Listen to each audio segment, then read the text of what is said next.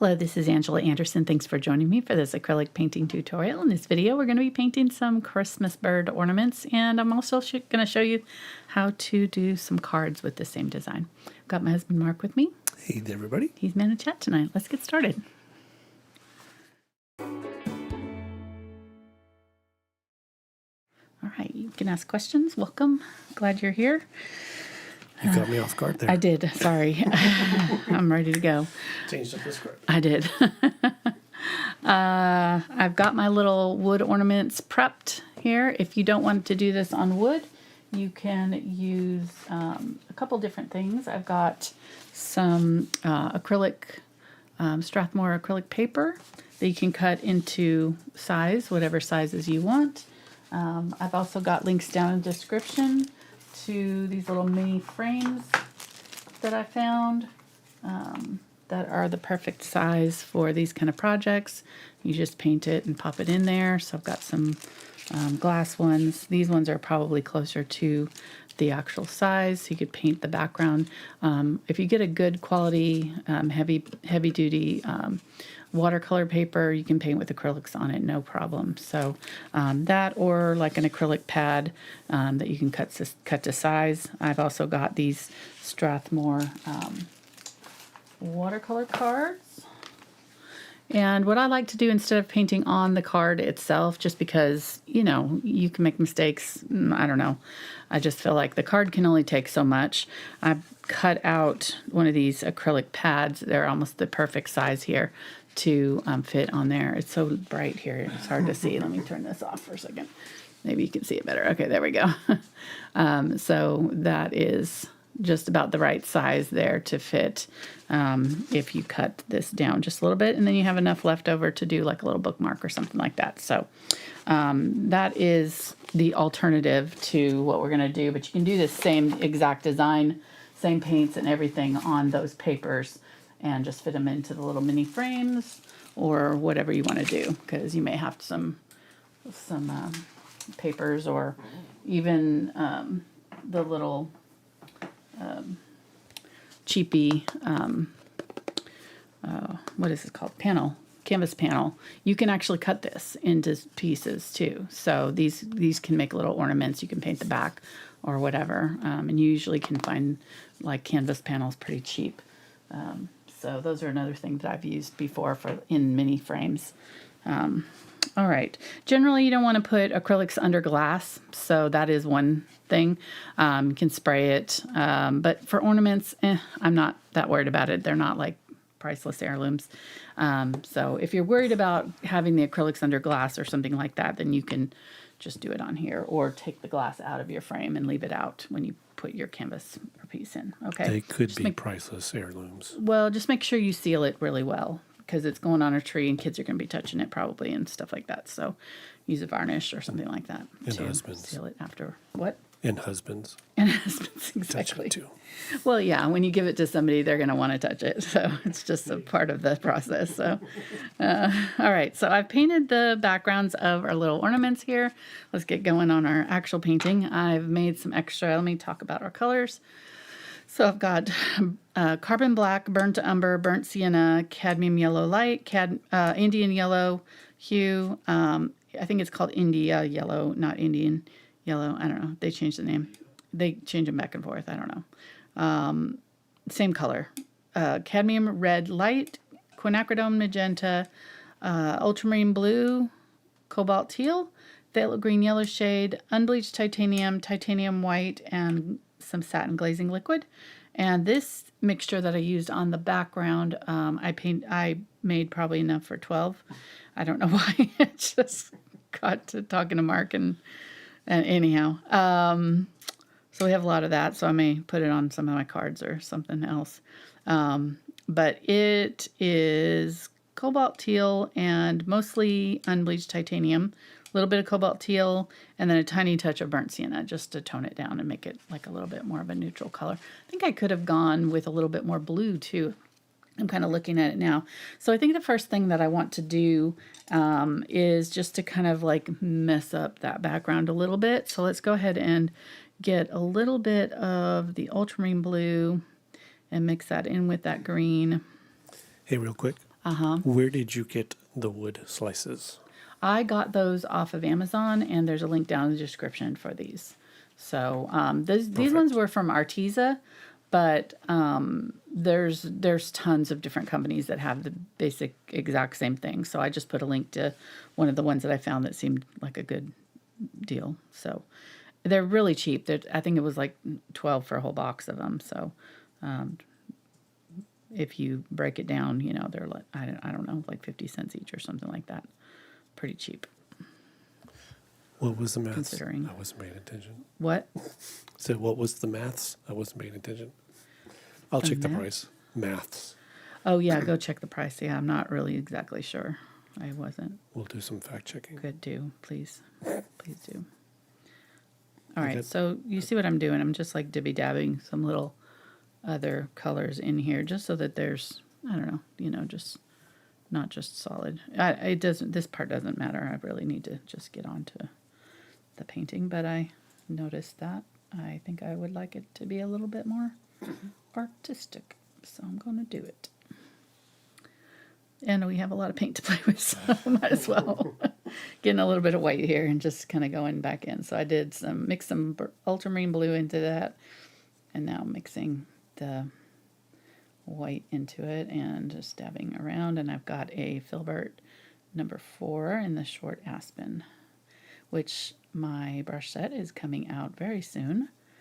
I finished all the videos for it, and its release should be imminent any day now, I think. I'll let you guys know. You guys will be obviously the first to know. If you're interested in it, you can sign up to my newsletter. If you go to my website, thinkfulart.com, we have a free newsletter where you get like free bonus video access with traceables, and you also get the copy of my, pull it out if I can reach it.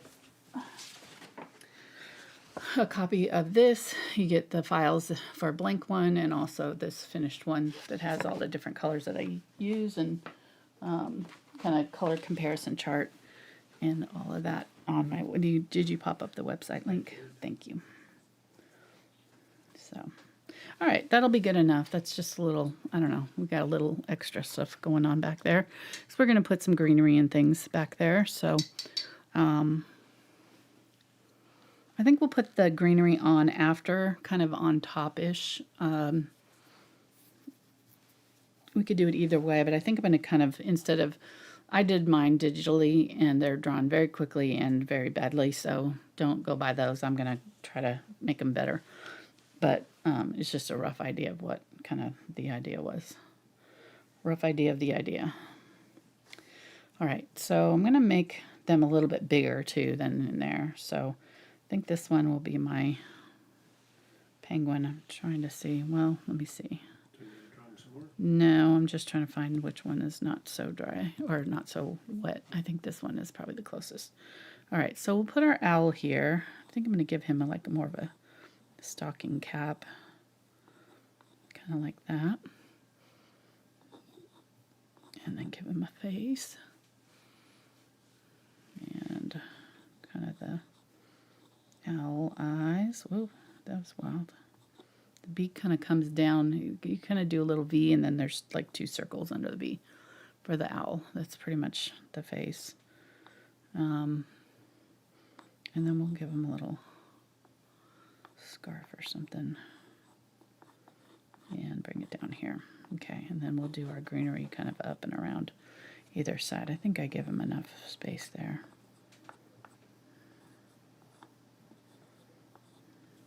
Something like that. Okay.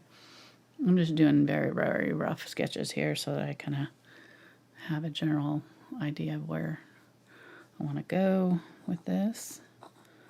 Cardinal. I was trying to think of 3 birds to do. Cardinals are very Christmassy to me, so that was kind of an easy. I started with the penguin, obviously, and then I did the owl because owls kind of feel Christmassy too, and then the cardinal was the obvious third. I always like to do like sets of 3 if I'm doing a set, you know. A couple of years ago I did a set of bird ornaments with the cardinal, so This one's going to be a little bit more whimsical style, so it'll be a little bit more kind of kitschy than the other one was, a little bit more realistic looking. All right, so there's my cardinal. His eye's going to be here. One thing with the birds is the beak, kind of like the midline of the beak usually hits, the eye kind of goes just right above the line of the beak.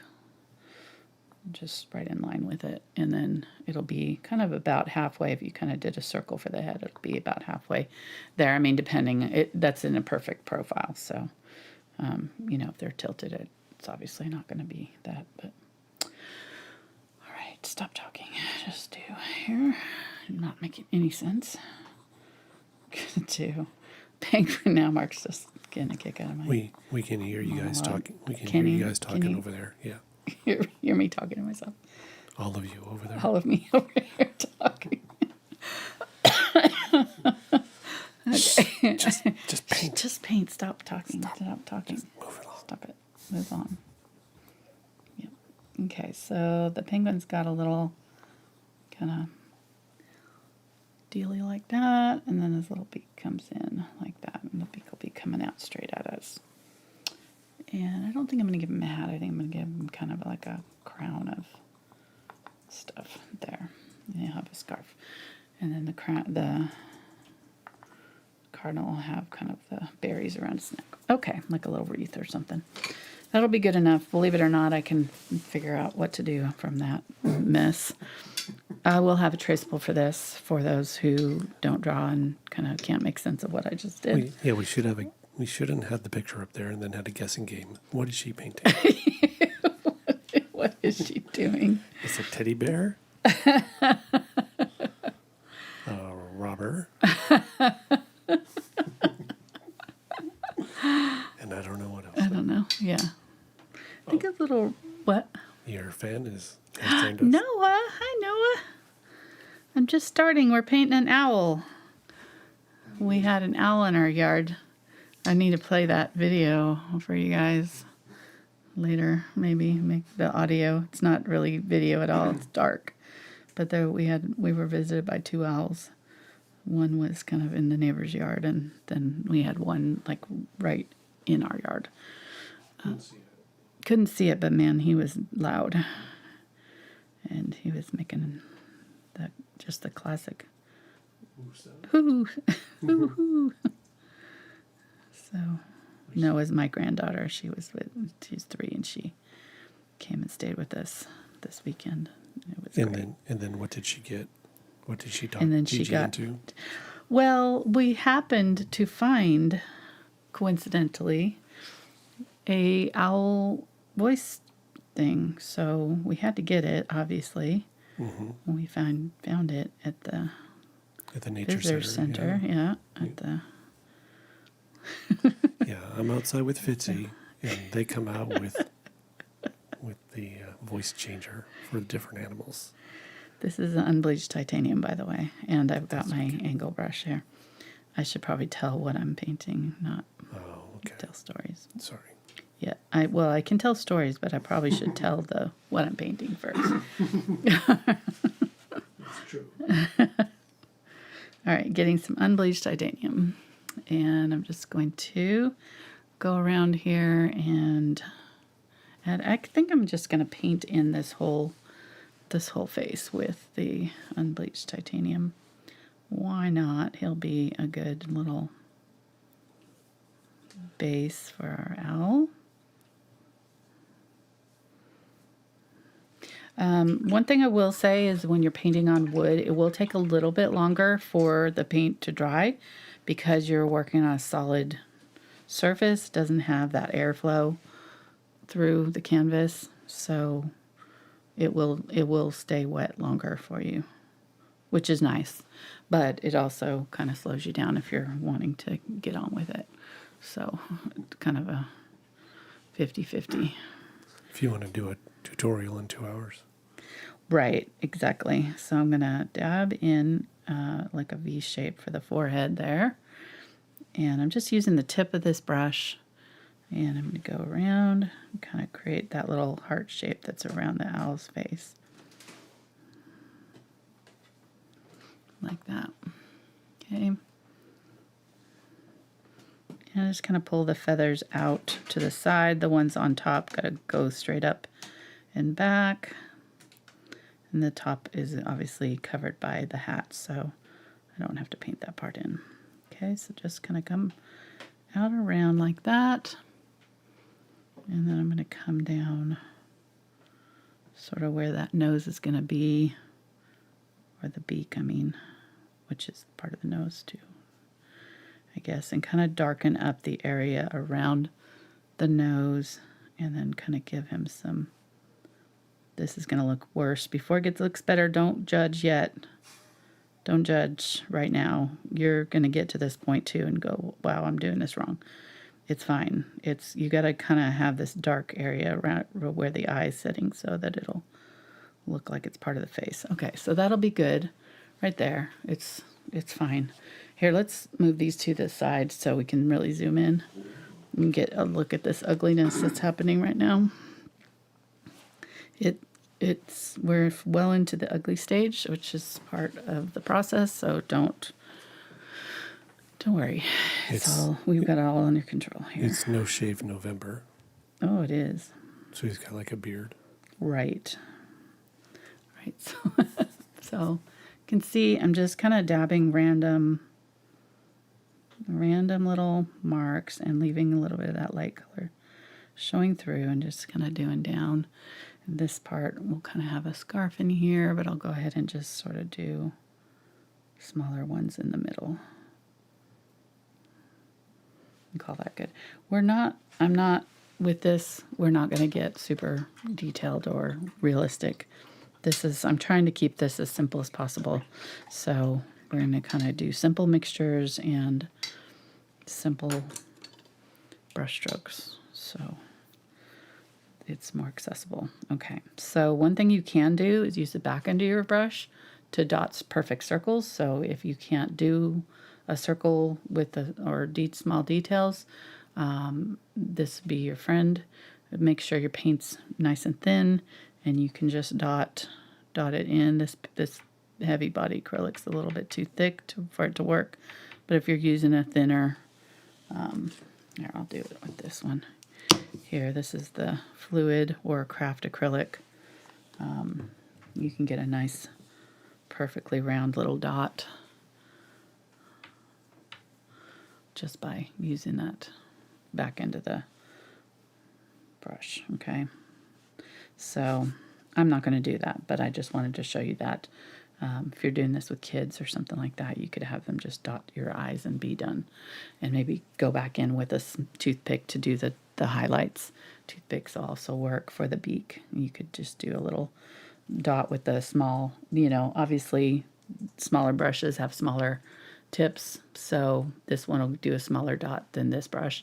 And then, a much larger brush will do a bit bigger dots. So you can just size up your dots by the back end of the brushes, and you could do a small dot for the nose and then just pull it down into a little beak shape with the toothpick. So,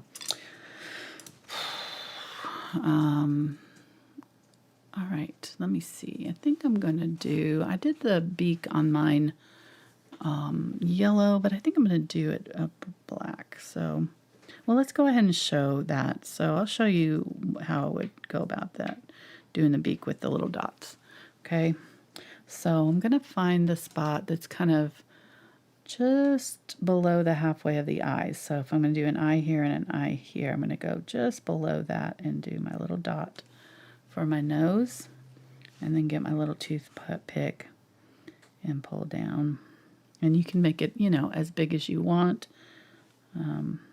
Make it kind of about that size, I think.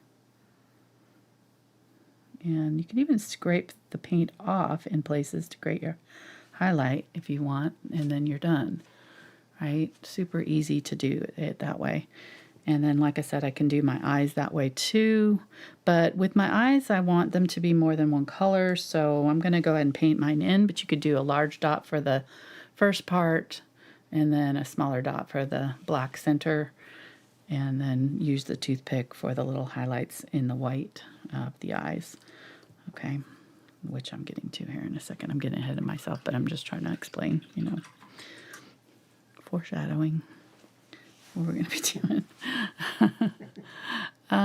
Okay, so let's go ahead and do our eyes, kind of a gold color. I'm going to get the burnt sienna and yellow, India yellow. And because India yellow is pretty transparent, I'm going to go ahead and add some white. That way it will go on a little bit more opaquely. And so that'll just kind of create a nice gold. Really, any yellow that you add burnt sienna to is going to create this kind of a gold color. Be working just fine for what we need. And I'm going to do my eyes. I've already kind of got my spot picked out for it.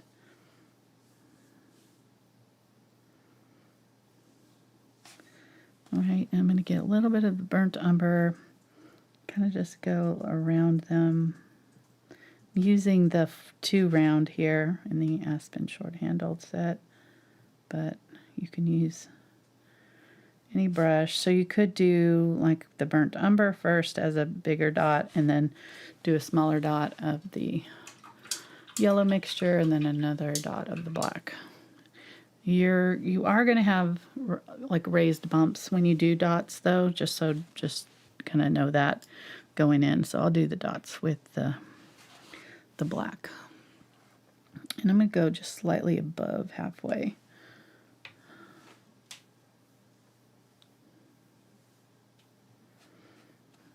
And be sure you reload each time you dot so that they're the same size. If you don't, one's going to be smaller than the other.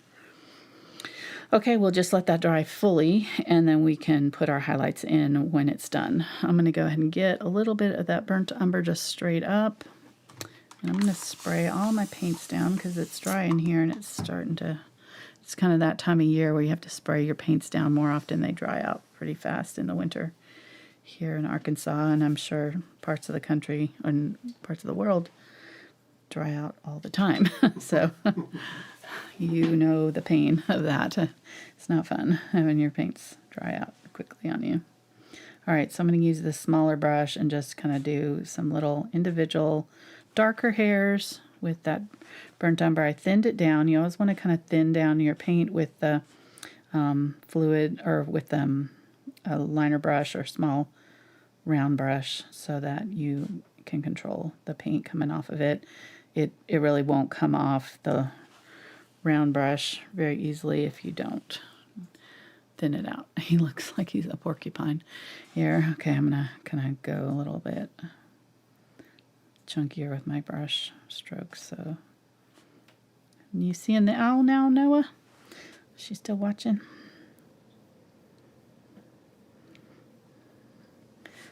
Phew. That was pretty fun. Yeah, I have to give you my phone so you can find that. Well, it's me breathing and the dog. It's not really that exciting, actually, now that in hindsight, maybe we don't need to do that. We don't need to share that. No, maybe not. Here, I'll recreate. Fitzy, come here. Come here, Fitzy. Fitzy, get over here. Yeah, that's about it right there. You're welcome. And scene. And scene. Close. Trying to call my dog back. I don't know why I was so concerned. I was just thinking that Al's going to get him, and then I'm like, he's too big for that owl. I don't know why he's probably the one responsible for taking care of all the rabbits we haven't been seeing and the squirrels we haven't been seeing lately in our yard. So thank you, Mr. Owl.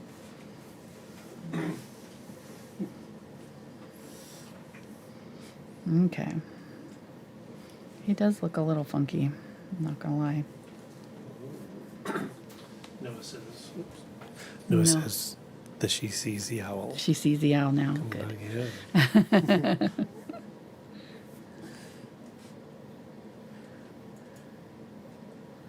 All right, so I'm gonna do kind of like little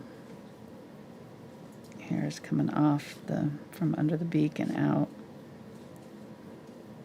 Get a little bit closer to the eyes. I think I went a little too far away from the eyes there on that side. And just kind of try to keep kind of goes down and out from the beak, so it sort of does like this, out, around the eyes, up, almost like a starburst around the eyes. And I'm going to kind of cover part of that. Ooh, he looks angry now.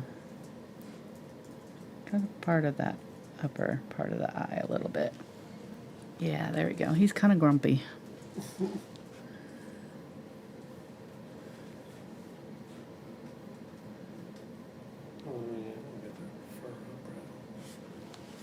Yeah, there we go. Okay, that's a little bit better. Maybe get a little bit of white and do just a little bit of white right here. Kind of just coming up right above the nose. He's got kind of hair coming down. Not hair, feathers. What am I thinking? Looks like hair. Okay, that's good. And then let's get a little dot of white and do across. You want to catch the black and into the other color. So just kind of go across. Whoop, that black was still wet. Let me try to get a little dab that's a little bit thicker. Nope, that black is too wet.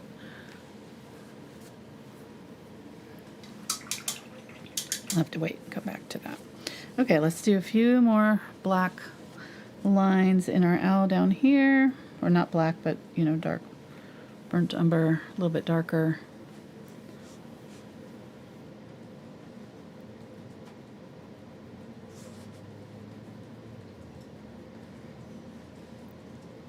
You can do almost kind of a solid line on the outside because that's where the wings are, you know. So, and kind of the sides of the face there. And this is all going to be scarf, so I'm not too worried about that.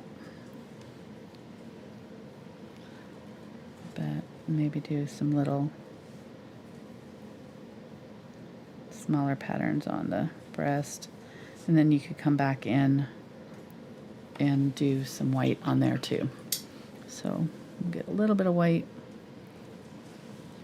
and just put a few little white dabs in between some of those darker ones. There. The feathers overlap, so I'm not worried about, you know, getting it this exact. I think the more random the better, honestly. It kind of looks more natural. Okay, that's cute. I'm going to bring that out just a little bit more right there. Kind of bring that heart down a little bit. There's our owl. He's so cute. Okay, and I'm going to let him dry before I put my scarf and stuff on it. So, because I'll do all the scarves at the same time. So let's go ahead and set him aside. We'll do our little cardinal next. And I'm going to go back to my larger angle brush here, and we'll mix up some red with our Cadmium Red Light and Quinacridone Magenta 50/50. Whoop, if I can get it. Okay. Magenta is acting up. She's being a little dramatic tonight. She flung herself into the Ultramarine Blue. Quinacridone just... she's like, no. Not gonna do it. I don't like the cadmium red right now. We're not talking. Okay, we're mixing.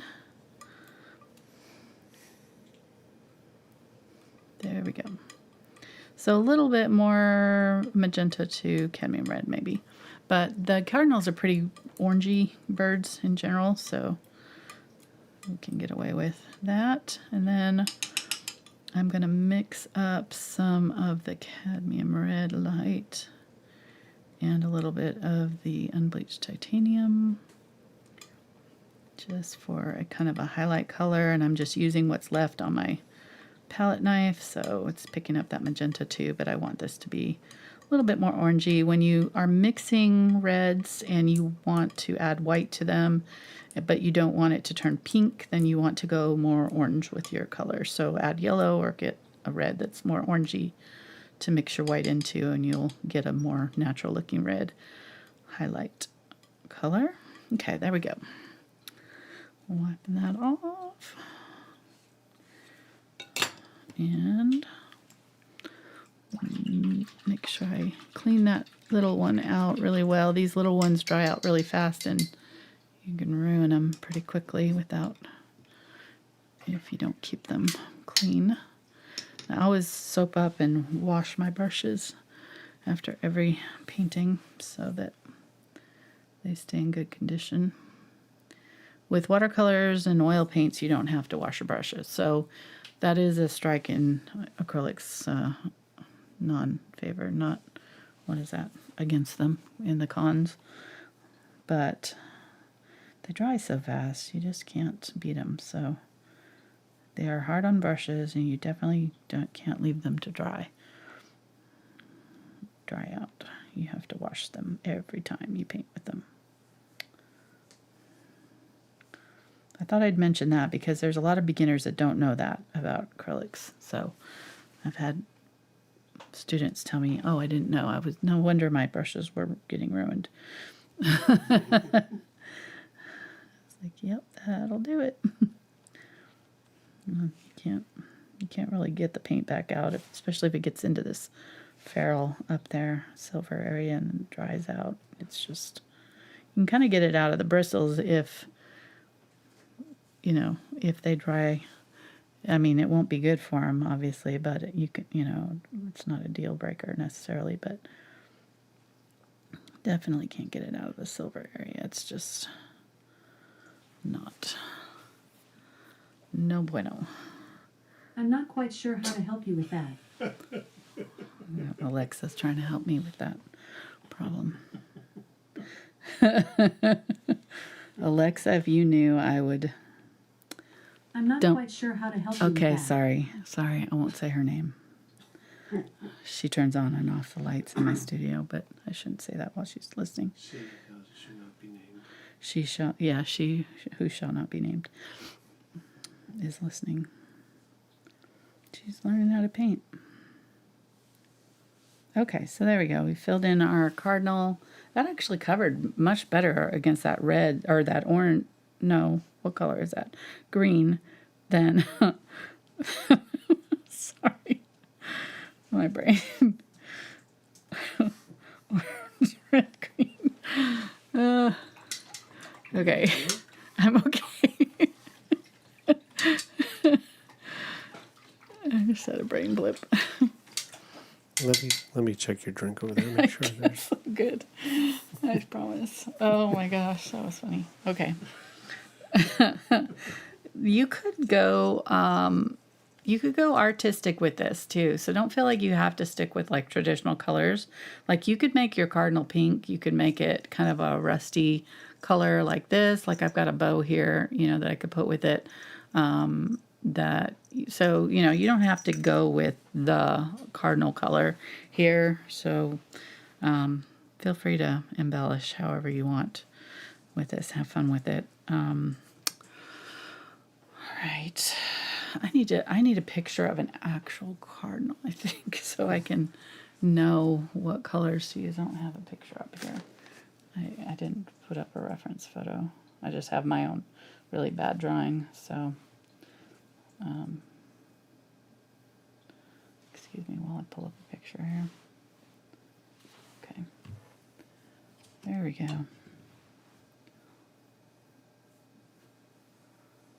Okay.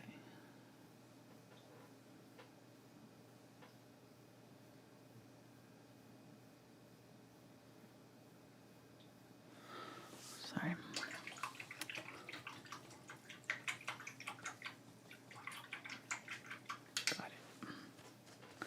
Got it. So I kind of have his crest going a little too far forward. Can kind of curve back a little bit more. Maybe round out a little bit.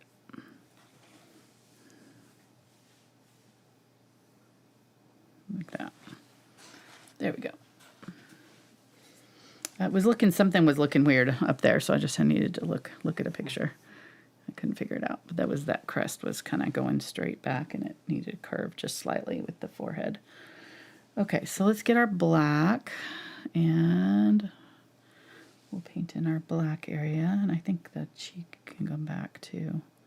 So I've got the eye kind of ends the black area or starts the black area, whatever you want to call it, and then it kind of comes forward there. I literally painted or drew that cardinal in the example from my memory, so it's a little bit wonky. Yes, I'm seeing now the errors of my ways here. Now that I'm looking at an actual bird, this needs to come in right here instead of go out. All right, so right here where it kind of meets the red, I'm just going to kind of pull down just a little bit, fluff it out slightly. And then it pretty much goes straight here and then it comes up just a little bit where it meets the beak. And then rounds out where the eye is.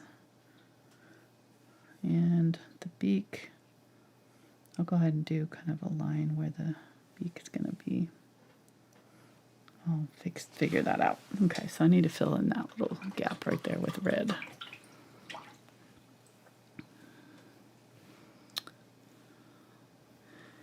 Just shows the importance of having a reference photo.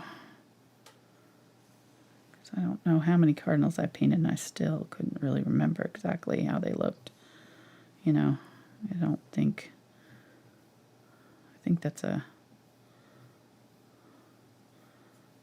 kind of a fallacy that you have to know how everything looks to be a good artist. I think reference photos are important, especially if you're trying for, you know, more kind of realistic-ish paintings. All right, getting a little, I don't know why going off on that tangent, but maybe somebody needed to hear that. Getting some gray here, just making some gray with my black and my unbleached titanium. And I'm going to tap around a circle around my eye with a small brush, just very small little tappy taps.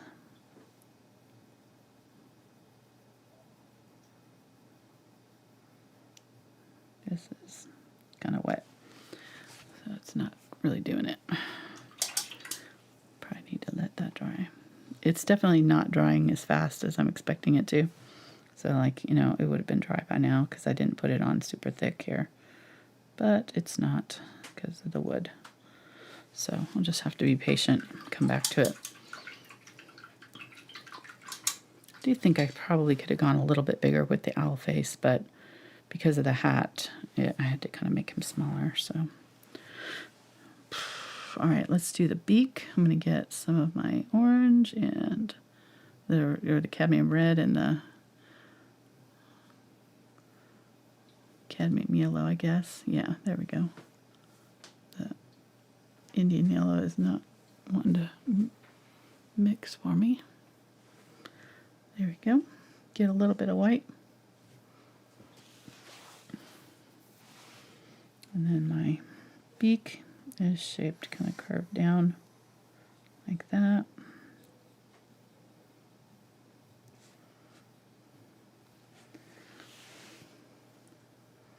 Let me get some of this red here. Use it for the bottom.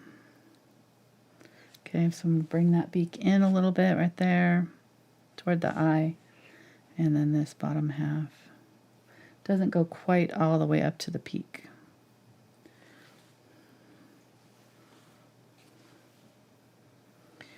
And it comes down like that, and they kind of look mad. Not gonna lie, they kind of look like they have a beef with the photographer. It's just like, Pretty annoyed, huh? what are you looking at? Okay, so there we go. It kind of does this little rough diamond shape. If you did it right. And that black is not dry from before, so it's kind of getting tangled up in there, but that's all right. Just trying to smooth that out a little bit. You don't want it so thick that it takes forever to dry. Okay. There we go. Let's see if that other part there is dry enough to do our gray. Part 2. Let's try it. Try it again. Hey, it's working. Yay. Okay, and then I'm going to kind of tap a couple little random highlights there and then get just a little bit of white on the very tip. This is where you can use the toothpick and dab it just like that. Okay, there we go. I'm going to redo his highlight on his eye because he got a little wonky right there when we went to do it. That black wasn't dry yet. Okay, that looks good. Very good. Oops, a little fly or something. I'm going to get a little bit more of the burnt umber, and I'm going to give him like kind of eyebrows. We get a question. Okay. They'd like to know, do you think that it's easier to paint on wood with... Eyelids. What? Go. The word was eyelids, not eyebrows. So go. When I'm painting on wood, yes. Sorry. In case you were worried. Okay, I'm turning your mic off right now. Okay. Is it easier to paint on wood with craft paint as opposed to heavy body paint? Potentially, yeah, it probably could be. The only thing with craft paint is that you're gonna need to do more coats. So that is the nice thing about painting with heavy body acrylics is that they cover way better than anything else. So, all right, putting a little highlight down, and then I'm just getting some of that original beak color to blend the bottom out. We did blending a couple weeks ago, so you should have no problems with this if you watched that video. Just a little plug for that video. Okay. I'm going to get kind of a mid-size round, so this is the 4 round, and I'm going to get the highlight color now, and we'll just put some highlights on his cheeks and around his forehead and stuff. So just kind of gonna make sure that that original coat was dry, and just kind of give him some little highlights coming out. This is not going to be super obvious, like I'm not going too far away in value from that original color, so don't have to go too wild with this. But if you press your brush kind of flat when you load it, kind of an interesting shape forms, so it kind of becomes more of like a very small filbert. And then you can use it, I can use it this way and do upstrokes like that. Or I'm going to get a little bit less paint on there because it kind of went on pretty solid, or I can just kind of go in the opposite direction. But I think I'm going to try to really press that brush out and fan it out and try to get some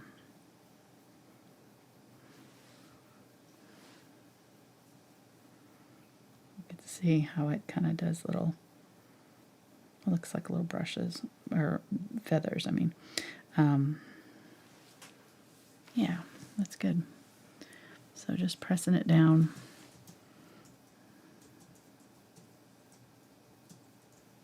And then let's get some of the magenta and some burnt umber and red.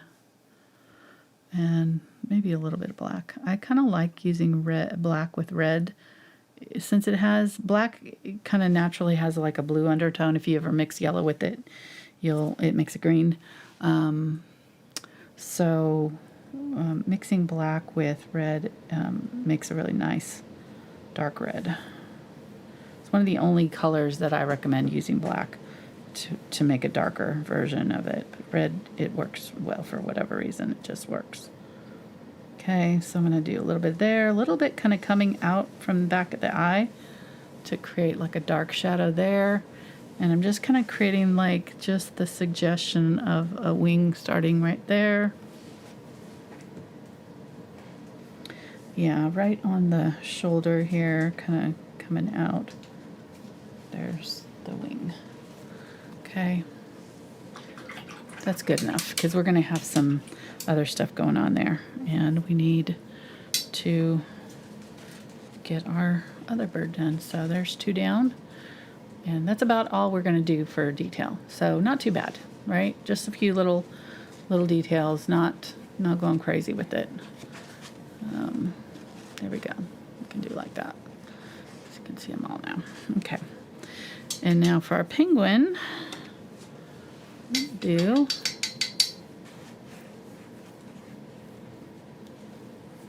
he's white, but I think I'm going to go with like a unbleached titanium first, just like I did the owl, and then add the white highlights on top, and that gives me a little bit of room to, maneuver. And in fact, I think I might go a little bit gray just for a different color. So get a little tiny bit of black and add it to that unbleached titanium. And so we're going to have like the belly white. And I'm not going to worry about my scarf right now. I'm just going to kind of go ahead and do a little belly there. White. I have a mom and baby penguin that I did a few years back that is adorable. So if you love penguins, you might check that one out. I also have one that I did that's very much in this kind of playful style, more playful style. That there's penguins decorating a Christmas tree. So that's like a really old one. That's when I first started on YouTube. So if you're a penguin fan, yeah, and I forgot to mention there's a bunch of owl videos too. Yeah, if you go to my website, we had the link up earlier. It was thankfulheart.com. There are, and you put in owl, cardinal, or penguin, you'll be able to see all of the paintings that I've done in those, and there's been several over the years, so it's fun to kind of see what pops up. Sometimes I forget what I've painted. I'll get on there and just kind of start searching for stuff, through stuff. You could also just do Christmas if you're interested in Christmas alone, but anyhow. All right, let me do, I guess I'll do just straight up black. I might do what? I was just going to give a tip to everybody. If they go to your YouTube channel and they look for older videos, most of her videos are under the live tab.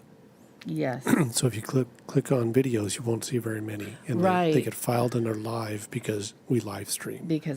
I don't know why they do that. It really bothers me that they did that. They did that a few years ago, and it really hurt the channel because so many of our videos are saved under that live tab, and people go to look for our videos and they don't know to do that. So yeah, that's a good point. We need to mention that every video so people know, because it's definitely a thing.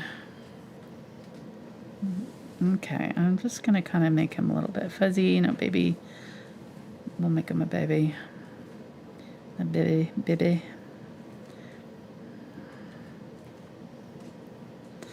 So just kind of tapping to create that little fuzz around the edge there. A little bit baby style. Fluffy penguin baby. And it's just kind of like it's very similar to the owl, but this comes down and creates like a diamond shape here with the black. So, and the eyes set in right in here.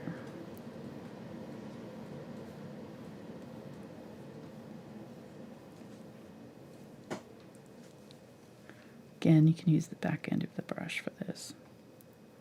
And when you work on wood, sometimes using those tricks are nice because wood can like grab at the brush. It's uneven. So if you're used to working on a smooth canvas, it can be a little bit frustrating because you'll be doing a line and then it'll just go beep out. And you're like, no. And we have another question here. Okay. What type of varnish would you suggest for this? Which brand should we use? Should it be matte or glossy? The matte or glossy question is sort of personal preference. I pulled out the varnish that I like, though, right here. This Kamar varnish from Krylon. This is made for working on acrylics.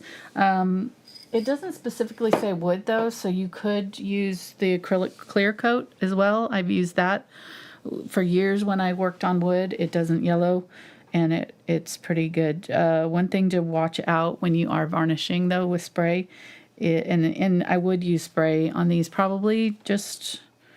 Well, it depends. These are pretty smooth wood, but oftentimes, like if there's any kind of texture, I just say spray it because textured stuff just doesn't. It's harder to get a smooth finish with varnish. That Kamar varnish, I think, is just kind of comes sort of glossy, but the clear coat you can get in matte or flat, I think it's called, if you prefer that. So that's just a personal preference. The mattifying varnishes and things and sprays will have like basically like light blockers in them, which are basically usually like white particles, so they can affect the color just slightly. But I recently did it for the painting that I did for my brush set, because I did it on black and I had to photograph it, and it was too shiny. The black was reflecting too much.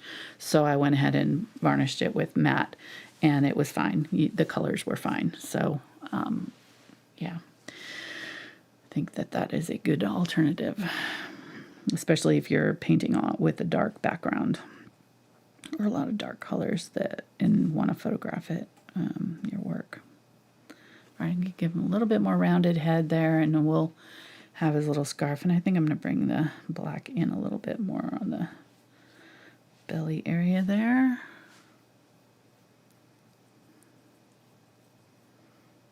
And I don't have a picture of a penguin either, so I'm also needing a picture of a penguin baby, probably. Penguin.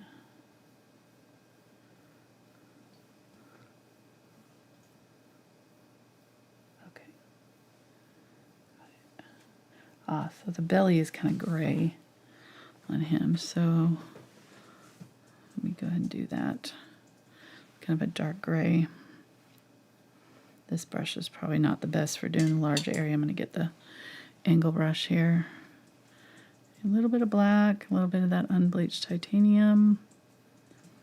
There we go. And we'll do his, because we want him to be a baby one. So we'll give him that gray. And he's going to have a big old scarf that's coming down here, so this will all be kind of covered by the scarf, or a lot of it will. So, because this is a lot of gray. Okay, there we go. Yeah, that's cute. And then I'm going to get some white. Yeah, I could go back in and do,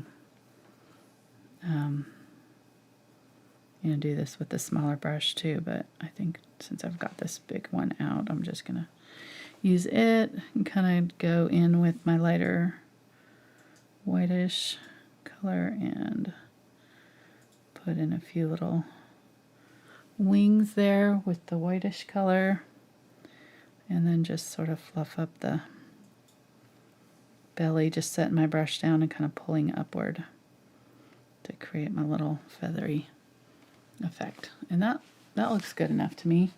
I'm going to go ahead and use this on the head too. Well, maybe get some of that gray and go along the top. Just give him a little bit of a highlight, just like we did with the Cardinal. You don't want to overdo. Probably this brush is a little bit big for this, but it's doing the job, so. There we go. He's cute. All right, then let's go back to the smaller brush and get my white and do the face with more of the white.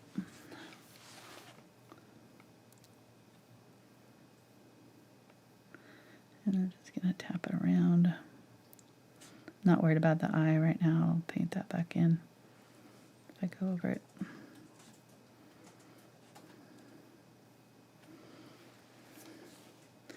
And just kind of like where the black and the white meet, you just want to kind of do a little bit of overlap.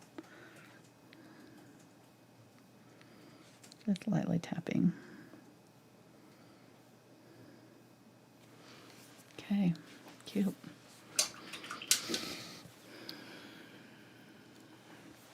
I'm going to get a little bit of that darker gray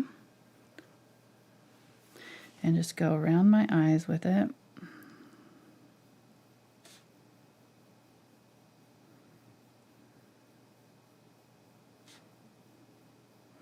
Just kind of sets the eye into the head. I might go a little bit darker than that even.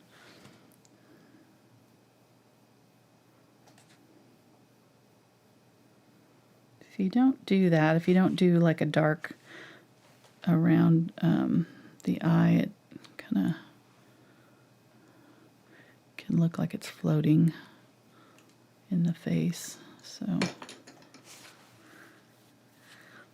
okay, then I'm going to get more of the black. Go back in and go right up to that dark gray light. Fill in with my black again. Good. And then the penguin beaks that I'm seeing are black, so I'm going to go ahead and do that black, and then I'm going to have to highlight that, of course. So get a little bit of the light gray, and I'm going to do kind of a curved line. Whoops. When I wet it down, that water was still on that brush, and it dripped down onto the canvas there, or the thing there. Let's try that again. Okay, so curved line at the top of the beak there, just to kind of separate that out, and kind of just tap it down, and then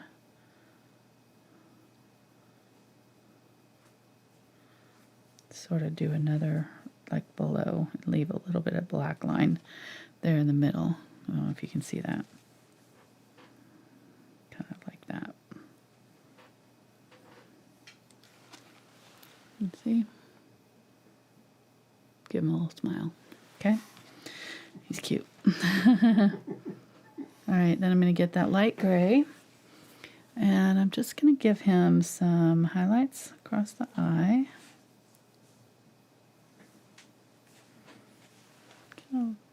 Like that, just dabbing little dots, and then I'm going to get a little bit of white, very tip of the brush, tiny little bit here, and I'm just going to kind of pull a little line to the side. Okay, there we go. Little highlights. And I might give the owl a little bit more detail in his eye too, just a little bit of that gray in there. Maybe a little highlight on his beak. Okay, there's our birds. All right, we're done pretty much with the bird part. I think that I did too much highlights in my eye of the penguin, so I'm gonna kind of push that back a little bit. Just a little bit. Okay, not so crazy eyes. That's better. He was looking a little bit like, hey.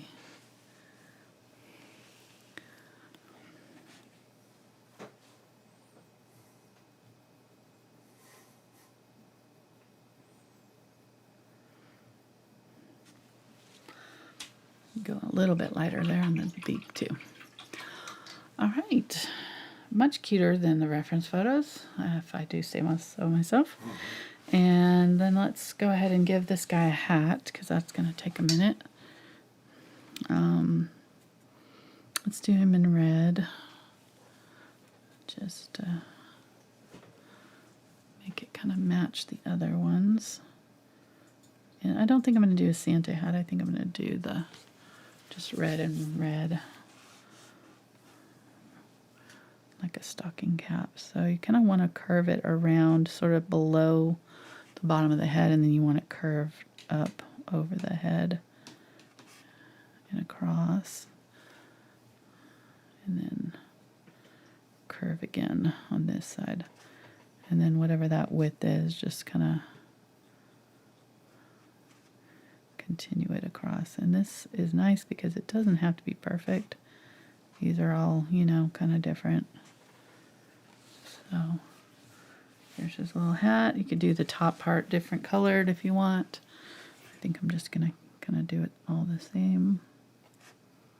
Make it smaller, kind of curve it up and over. And then I'm going to get my darker red color and put a highlight in and wipe my brush out and then just blend it out. And this is kind of, since it's a cable or, you know, a knit, I can kind of dab my highlights sort of randomly, or shadows sort of randomly in there to kind of give it a like a little sweater effect. And then I can do the same here. There, kind of dab little dark parts coming down. Make sure you leave little gaps here and there because that will make it more realistic looking. I love doing little hats because they're so easy to make them look real, because, you know, it's all just about little dabby dabs. I'm going to get a little bit of white here with my light red. Same colors as the Cardinal. I'm going to go in my highlight areas and do little dabby dabs in the highlight areas. And you don't have to go all the way down with it. You can kind of leave the darker red.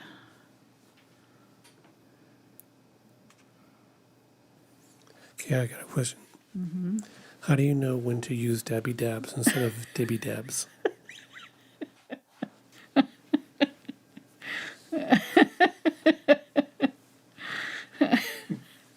When you know, you know. So if I have to tell you, it's just not. If you have to ask. That's right. This isn't for you. This isn't for you. So. Love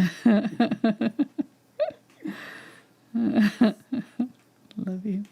That's great. Good. Okay. Oh, cute.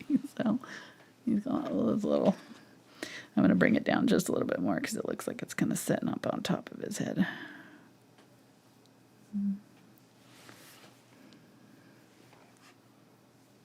little bit darker. Okay, and then one thing we can do to make it look like it's setting on his head and not just kind of forcing, you know, forcing the issues to get some of that burnt umber and some glaze or water. If you don't have glazing medium, that's okay. You can still do this.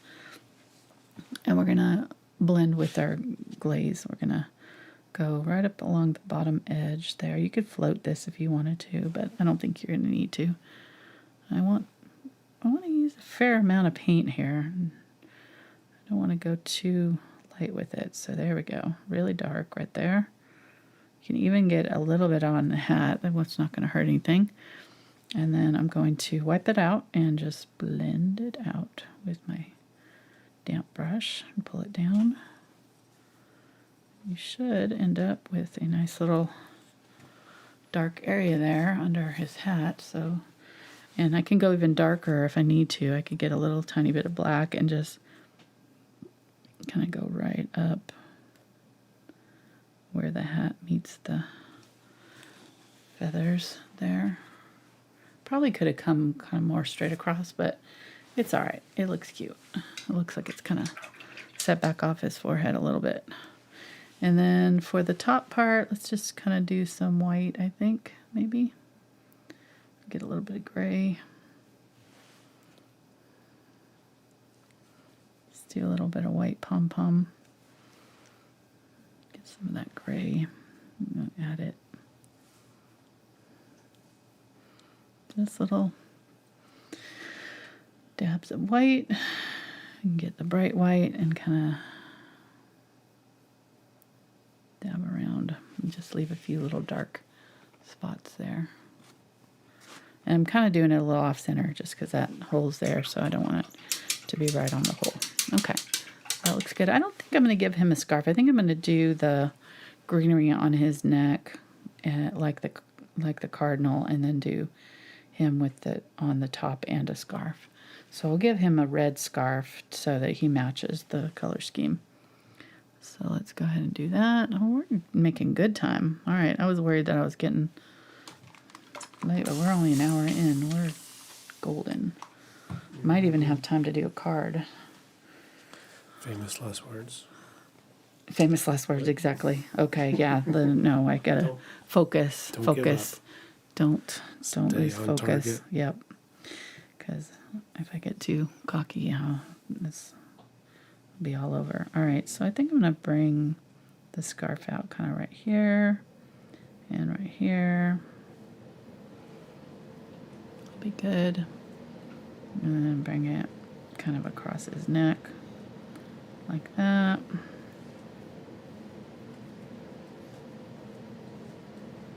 Okay. Again, this is kind of a knit, so it doesn't have to be perfect. It can be lumpy. And then we'll kind of just figure out where we want the fold to be. We'll have one coming down in front here, kind of maybe in the middle.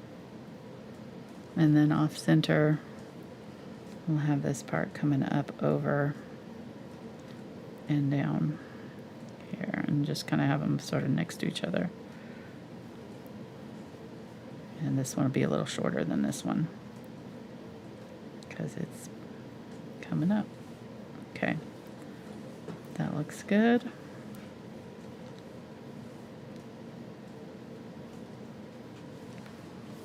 Always cute. I like the color scheme with the light green. It's pretty.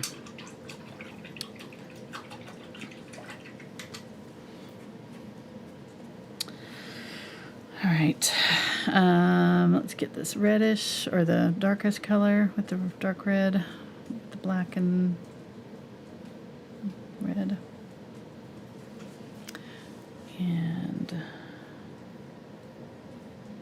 go along the bottom of the scarf and give it a little shadow there. Shadow the crease between the two there, so this one's on top. And kind of shadow where it kind of goes behind there. Okay, and then just do kind of random bumpies coming down for that knit texture. You could give it stripes if you wanted or whatever. Might do that, I don't know. And then I'm going to get the light color. And especially on this one, I want to go with the light. Do you see that water was coming down there? I need to dab that off on the paper towel. Just gonna. If I kind of go zigzag back and forth, I can get that texture that I want. And then this one, I'm just going to do the highlights sort of on this side. I'm not going to do it close to the crease. So I'll leave this whole section dark. And then I'll bring the highlight over here. And again, kind of stay away from the darker areas there. Let me get some white and do just an extra bright area just right as it comes over. And right up against that dark area there and there. That will help bring this part forward. Okay. And then I can do a little bit on the scarf here on the top. And if you get it too much, I just dab it with my finger. It'll come off and kind of soften it off if you get too much color. There, you can always come back in and correct it later with another coat. All right, then let's go ahead and give it some little strings coming down. And I've got kind of all the colors on my brush here, so I can do it without reloading. I'm just trying to tap all the colors at once. All right, there we go. Oh, he's so cute. Let's get him close.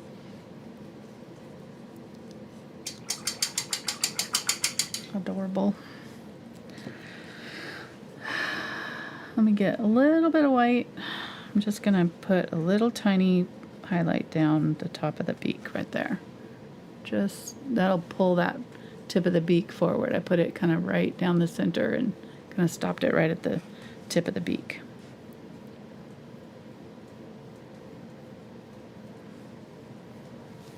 Okay, I'm going to give a little bit more dot in the eye. Okay. The temptation is to keep going here, but I'm going to try to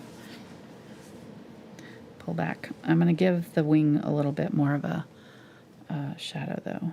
Got like little shadow where the wings are, right there. Okay.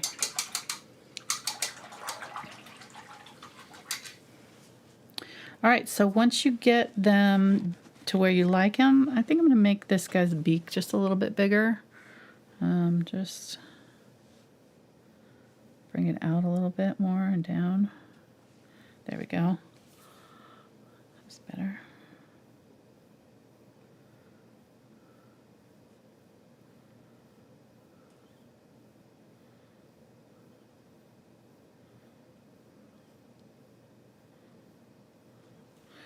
Get a little bit more white there and just highlight the top. Okay.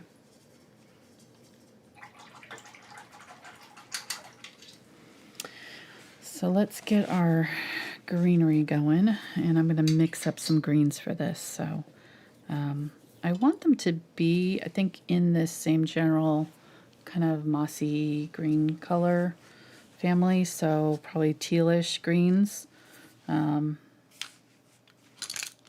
One other thing we can do, and I think you could do it at this point if you wanted to, or you can wait to the end, but you can use kind of a gold pen and go around and mark the border just right on the edge between the edge and the wood. I think I like the wood border, but I've seen where people will go through and just kind of gild that edge and it looks really nice. So that's another option that you could do with paint or with a marker if you have a metallic color.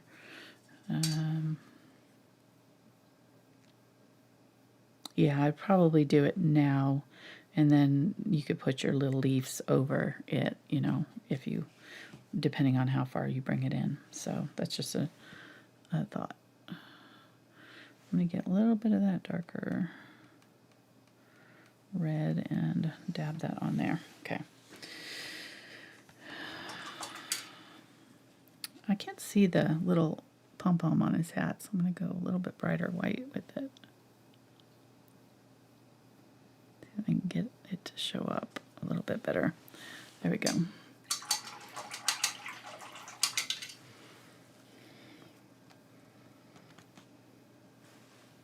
And I mean, I think a scarf is always cute, so you could give him a scarf too if you wanted to, or just do scarves and not do this next part if you didn't want the greenery stuff. I think they're fine as is too. Like, so I mean, these are adorable as they are. I'd probably give him a scarf if we were leaving it without the greenery. So just FYI, that's kind of where I'm at on that. You can definitely personalize these however you want. You can put people's names on the back, like, you know, the Andersons, established, you know, 1988, whatever, or the year, Christmas, you know, 2025 or whatever. Like, there's all kinds of different ways of personalizing these. You could give one to each family member, put the name, you know, make them a little bit smaller and put the names above and use them as stocking. You know, like I have everybody's names on little, stocking tags, gift tags, whatever. There's so many things you can do with these, and they're pretty fast. I mean, you can see I did 3 in an hour, so they're, you know, of course, when you first do them, there's going to take you a minute, but as you get, especially if you assembly line them and do, you know, 12 little penguins, you're going to roll them out, because that's how I used to do them when I did craft fairs and things. If I painted one, I painted 12 of these little minis, just because it was a lot more efficient to do it that way. All right, this is dry completely, so I'm gonna wipe down my Cardinal, just get all of my chalk off. And I think my owl's dry except for the hat, so I'm just gonna avoid the hat if I can. I really want to go there. I know, it's that temptation. It's so funny. It's like, yeah, but it's just right there. I can do it. It's not gonna, every time. Okay, there we go. I think the penguin's my favorite. Because he's a baby. I probably could have made the owl's eyes bigger, and that would have made him look more like a baby. That's kind of a thing, but I don't think I'm going to. All right, greens. What am I doing? Let's mix some greens. So you could mix greens with just blue, you know. So I'm going to start there and see, because I haven't used my Ultramarine Blue. So I'm going to just use it, and it's got kind of a jelly texture in it. Let's do the Cadmium Yellow Light with the, and it got a little bit of burnt sienna, you can see there, but that's not going to hurt anything. And mix the green there. This will be a dark green. That's what I need, a dark green, because you know that background is so light or kind of mid-toned.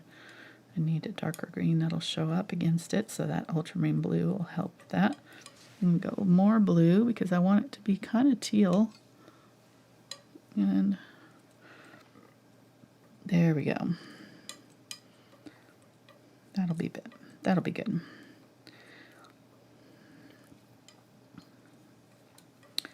Now, Ultramarine Blue makes a nice kind of almost mid green that's not too Christmassy. Like the phthalo green is really, really bright, and so it tends to overwhelm your greens. You have to cut it with burnt sienna or something to tone it down. I have it out, but I may not use much of it, except for where I want a real pop of color. Alright, so just keep adding blue until you get it to where you like it. It really doesn't matter, it's just your own preference. So there, and then I can use that phthalo green, but if I use that, I want to tone it down, so I'll probably add a little phthalo green, or the India yellow, I mean, to it. And you can see how much brighter it is than this one that I used the Ultramarine Blue to mix. And then let's add white to it to make a lighter green. This we'll use sparingly, just when we want a really pretty bright green, pop of green. And we will, you know, you can use this green, it's not going to hurt anything. I just don't want to use it too much because it's so bright. I think I picked up a little bit of gray or something here, but it's probably in the white. I had some gray, so it's kind of toned it down, which is nice. I like. It's looking a little bit less circus green, and that is way too much, but that's okay. And then I have this green that I need to use, so let's add some more Cobalt Teal to this to make it darker. It should show up against our background, we'll see. We may have to go a little bit more Cobalt Teal with it, or even add a little bit of Ultramarine Blue.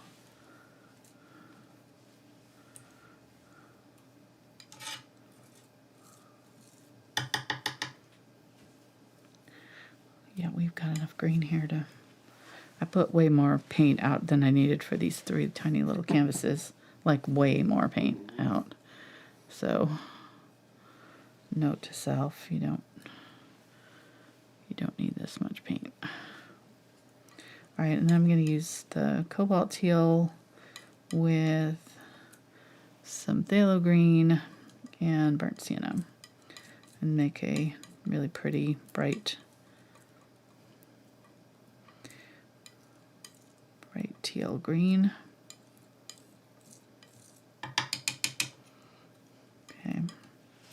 And that was pretty much all the teal that I had. And then I'm going to grab the rest of my phthalo green. I'm just going to keep mixing different greens. We'll just see what I can get. So I'm going to mix the green, phthalo green and the ultramarine blue. And that should give me a nice dark teal green. And again, I still have this color here. I'm gonna mix it into this burnt umber here too, just because that will neutralize it a little bit. Okay. All right, so I've got kind of a good variety of different greens here, and again, it doesn't really matter. It's just you just want like light, medium, dark, and like 2 or 3 versions of different greens. So like a more yellow green and a little bit more teal green. And that'll just give us a little bit of variety as we do this greenery. It'll just look a little bit more balanced. It honestly doesn't have to be that many different colors, just as long as you have the different value shifts. That's more important than what color it is. You just want a dark, medium, and light version of whatever color you use for this green. Okay. So I think to start out, I'm going to do this kind of mid-tone green that's close to our background color, but just a little bit darker than it. And add some, maybe a little glaze and some water. Actually, I think I'm going to grab a little bit of that darker green too. And I'm just going to kind of establish where I want to put these colors. How's it going over there, hon? Good. I'm going to do kind of just some pine needles back here. And I'm literally just kind of drifting side to side towards the middle. So trying to keep it random. You can do your center line first if you want to, if you have a hard time staying on track. So you can do a center line for the pine needles and then do the back and forth around that same line. And then I'm gonna go on top of my birds. So I'm gonna do this right on top of them.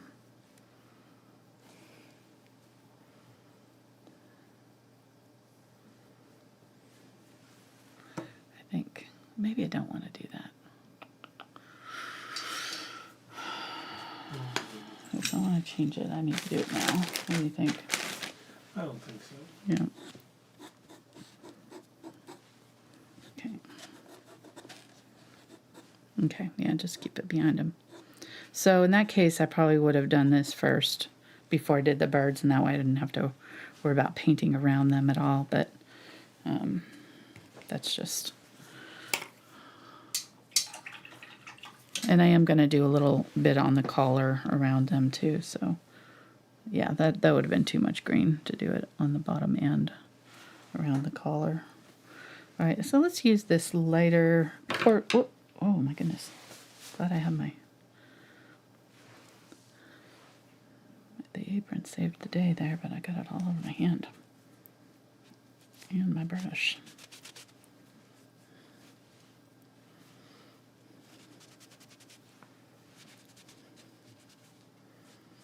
For someone who likes to paint, I don't like the feeling of paint on my hands. It's kind of a bad job for a person who doesn't like their hands dirty. Okay, there we go. So let's do just little back and forth wispies where I want my little wreath around its neck. And then, yeah, I think having this be a different color will help. And I think I'm just going to do plop, plop, plop, plop, plop. Just do little... Let me zoom in so you can see what I'm doing.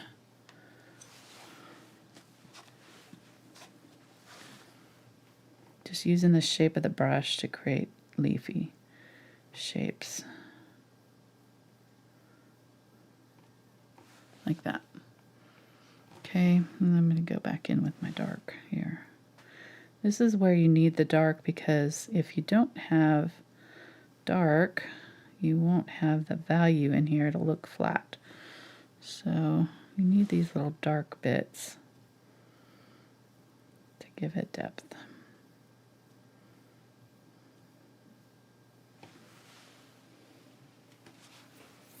Cute. Okay, so let's do some holly leaves coming up. I think I'm going to do more of a yellow green here. I said I was going to do more blue greens, but I think I need another green that's more yellow. So I'm going to get that India yellow, even though it doesn't want me to. It's getting kind of thick. And I'm going to add just a touch of phthalo green, and that will make it more of like a green gold color. The more green I use, the more bright it'll get.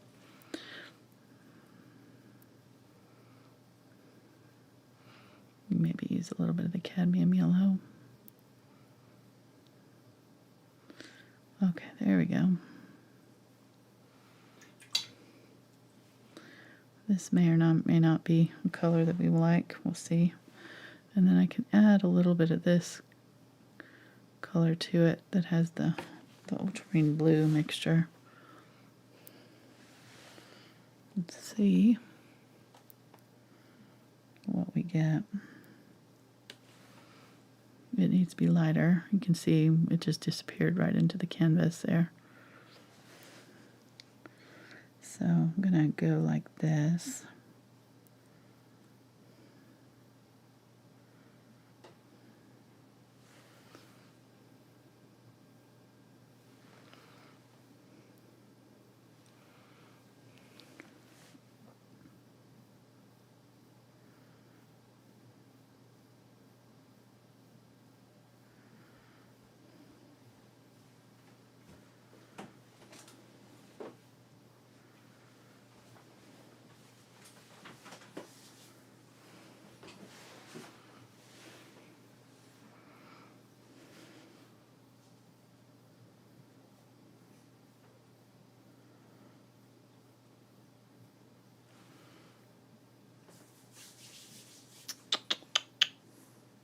I don't know. I think it's got a lot going on here.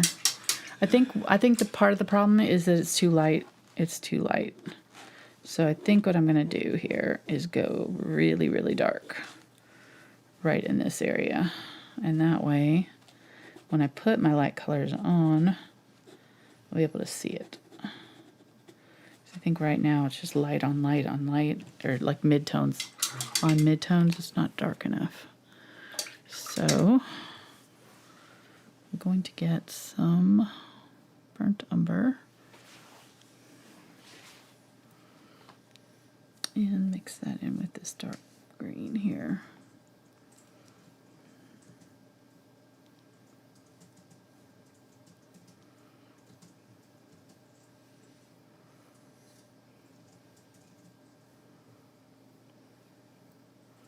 Might even add some of that teal color.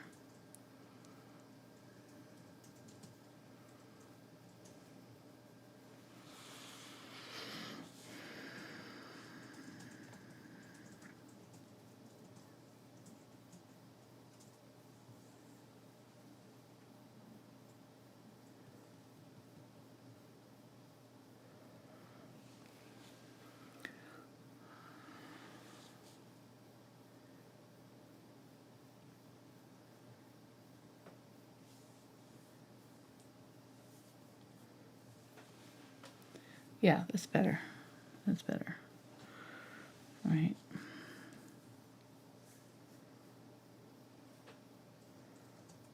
So I'm just going to go really dark all the way to the bottom here.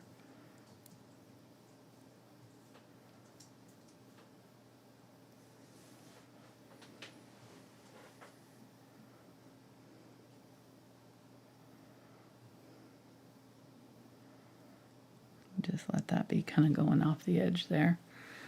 That doesn't really make sense, that as a shape there, but maybe I'll do, just instead of like trying to do a leaf there, I'm just going to kind of do a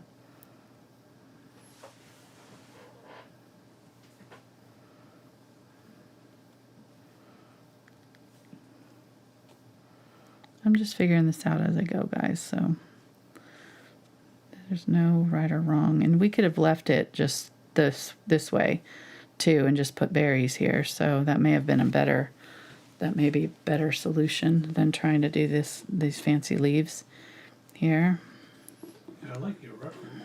Just Yeah, a little bit more simplified. Yeah, I think I might do that because I feel like it's getting too much going on here. Okay, well, fortunately I still have that background color. So that was a mixed blessing.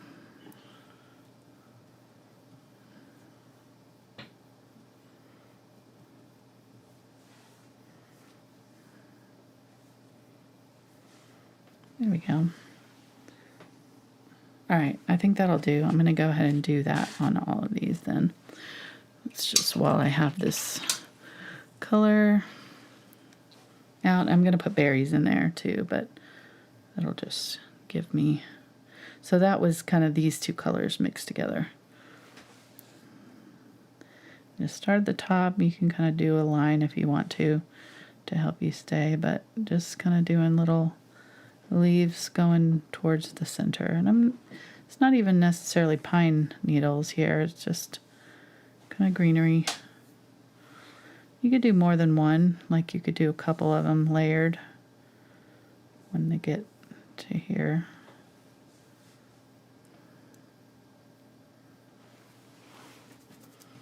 Okay, and then I'm going to use the lighter color on top. Kind of do a few in between. And then maybe some darker ones.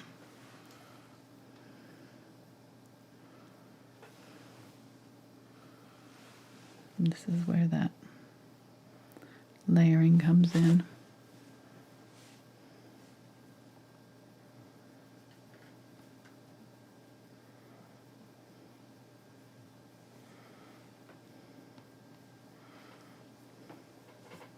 If I pull it down this way, like where I set the brush down is thicker usually where I first set it down.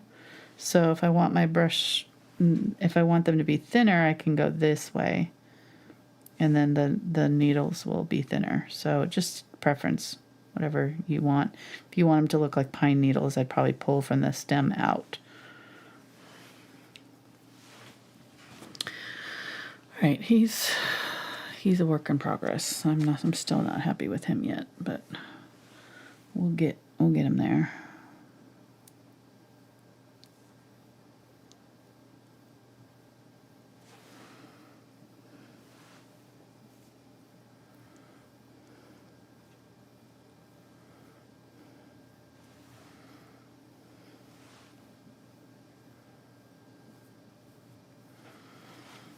And it also looks good to have like different kinds of leaves, so I might come back in and just do like a different, instead of doing those holly leaves, but just come back in and do like a few little sprigs with different colored green here. I didn't love that kind of Kelly green or that brighter yellow green though. I think I'm going to stick to this more muted or like neutral palette.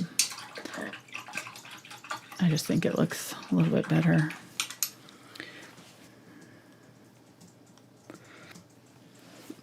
So I think what I'll do is put these berries. I mean, part of the thing that I'm not liking right here is that there's green going into green right here. So my eye doesn't know where to stop. So I think if I put my berries here, right here, it'll kind of help my eye go, okay, that's where the berries are. So that's the end of that. And that's his shoulder.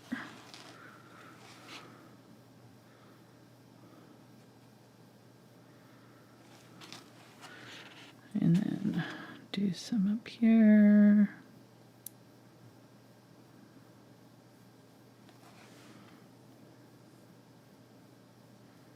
I'm just using my red here.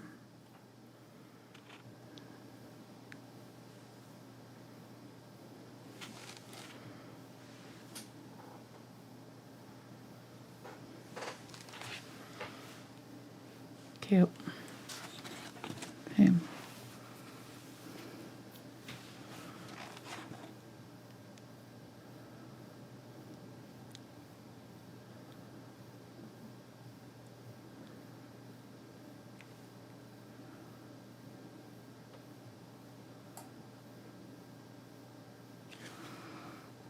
Doing my little berries.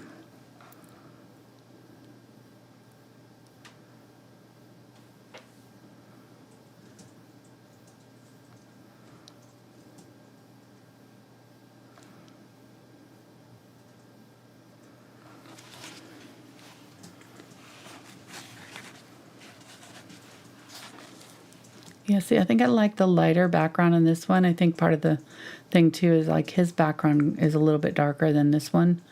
I think. Plus there's a little bit more contrast because he's so dark.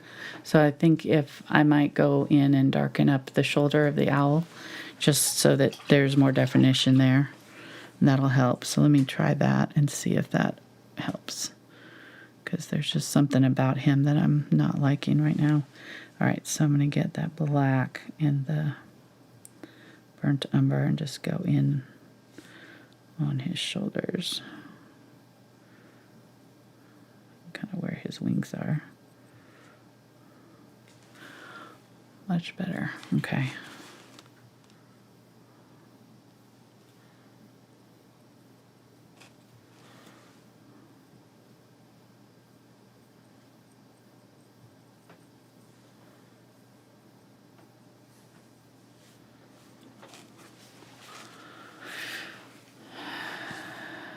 Sometimes it's just small little tweaks that you need, you know? I don't know. It probably didn't absolutely need it. It's just something I was noticing that was bugging me. So I'm going to get some of my unbleached titanium and just kind of tap over that just slightly. But it's darker overall, and that's what the important part is. It's just like the hat there. You kind of just sometimes need that value shift in order for your brain to kind of click that it's different, you know. If it's all too matchy-matchy, same values everywhere, it just doesn't look as good. Okay. All right. Getting some of that darker teal, kind of throwing in some of those. Oh, I still haven't done the red berries on this one. Are we on time? Oh, yeah. Yeah, we're gonna go right up to time. Right up to time. I was so confident that I was just gonna have so much extra time. I was gonna just do other things, but nope. Mark knew. Mark was like, "No, don't make plans you can't follow through on." But you kind of mentally went there. Like, I got time, so now I can kind of riff and do some other things. Yeah. And Like then like, oh, wait a minute, no. I can add a squirrel. Well, maybe we should do a fourth one. Mark's like, you want to finish those before. Finish this first. Yeah. Then we can do extra credit. Just thinking, you know, just throwing that out there. You know me too well. How many years have we been doing this together? 2014, so 10 years, over 10 years, 11 years. Wow. I can't believe it's been that long. Doesn't seem like I it. know, our first one was in 2014. I'm adding some yellow and white to my red berries. I'm just going to tap those on, little highlight on those toward the top. And you could even do this when that red's wet, and if, you know, right after you put them on, if you put this little highlight on, it'll kind of blend in a little bit more. I don't think I'm going to have to do the dark shadow. Sometimes I'll do the dark shadow too on these berries, but I think they're okay as is. We'll see. Can maybe do a second coat of that brighter red and in the middle.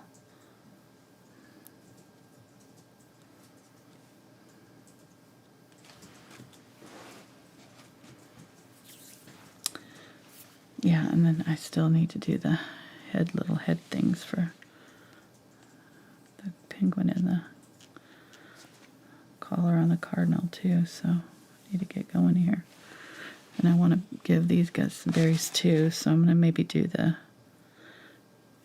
these berries like with the more lighter version of the red there. It's a lot of green. I might not do that green again. I might just do scarves if I was to do this again. Just seeing it here, or do a different green. Like, I don't know. Yeah, let's go ahead and we'll give him his little head thing, because it'll be cute. I'll be glad I did it. I'm gonna go a little bit more yellow, but not as yellow as that, I think. And get a little bit of that white in here, because it's dark, so I think I can get away with doing it like this. Okay, so you can see where it goes into that lighter area, though it disappears. So I need that darker color on the lighter area, and kind of in the middle of the berry, or the leafy areas a little bit.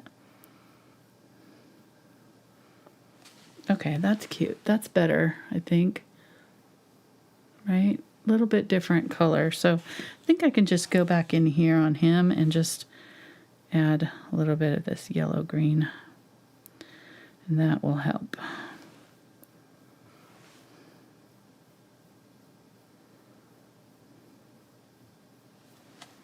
Yeah, that's a little bit better. I think I can see a difference.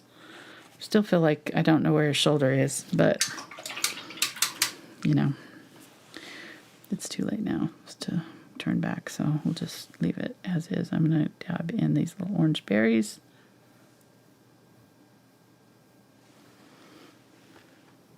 Cute. Let's do some white too. I think maybe white little berries would help, or maybe even in this area we can do white berries. And then let's use this one here for the Cardinal. He's going to have the berries around his neck like the owl.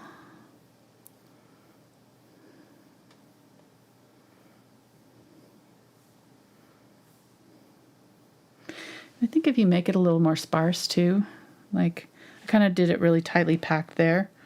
If you leave a little bit more space between the leaves, then it leaves a little bit more of that red showing through, and you don't lose the shape, maybe. So think about that. I don't know. Deep thoughts. But that's better, I think, than the solid, because it's like right here that's bugging me, because it's like gone, like his shoulder's gone. Let me do this. Let me put this background color right here. I'm just going to push this all back right here. Here and here. You can leave the berries there. That's fine. They're not bothering me, but it's that. Okay. 1,000 times better. So much better. And I'll put one little leaf of this light green here, and then we'll call that good. All right, and then we'll do white berries on the Cardinal, because he's red and they're not going to show up if they're red berries probably. So we'll do some white berries. We could even do yellow. Really, we could pick any of these colors we've already got going on. So I'm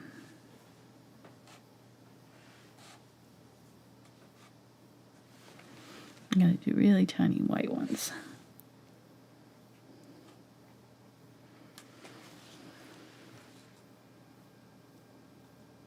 Cute. Cute. He looks like he's got an arm here. He looks like he's going to work. He's got a briefcase. He's got places to be. Let's do the white ones on him too.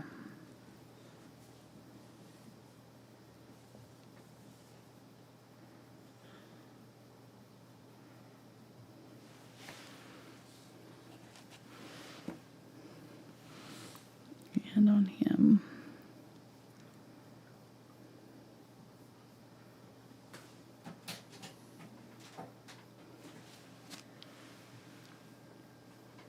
Cutie pie. Yes. Technical Did name you is want Cutie something? Patootie. What? Oh, you said cutie pie. I thought you were talking to me. Oh.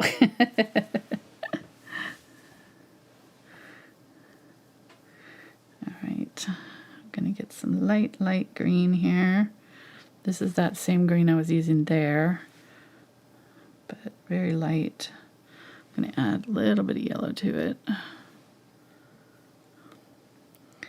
And then I'm just going to do a different kind of leaf. So maybe just some leaves that are just like bigger.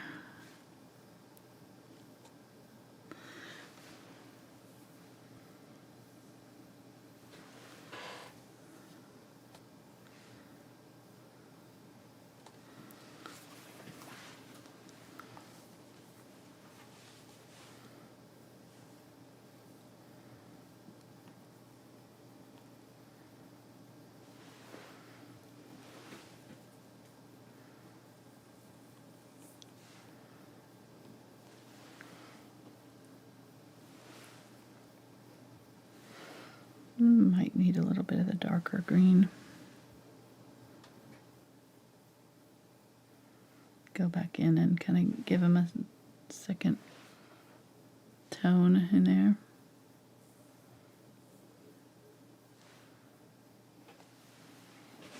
But yeah, so I think that's good. I'm going to try to kind of do it double load it. Do some of the lighter color on one side and the darker on the other. That way I can kind of just do them sort of together. Stay away from that shoulder.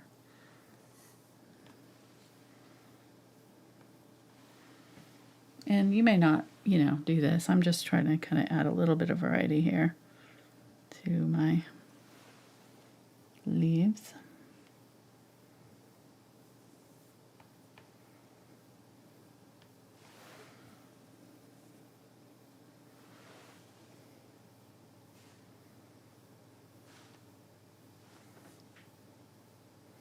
Just setting my brush down and kind of flicking it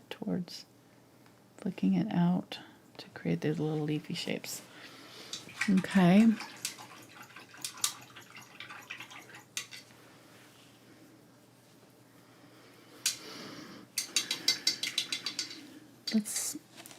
Do they need snow? I do think I want to do the gold around them edges. I think that'll be pretty. So since I didn't do the greenery down here, I think I'm going to do the gold. So I think that'll help differentiate them. This is gold leaf pen. It's got a nice thick nib, so it'll do the job pretty quickly. And I'm going to go right up and over that wood border.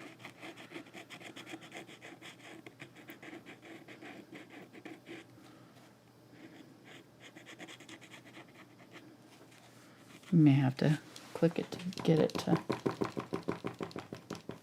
it to start flowing for you. There we go. Now it's going. You can see how quickly it does. I like that because it's bringing out the gold tones in the eye too, and then I'm going to use it to dot around a few little berries too.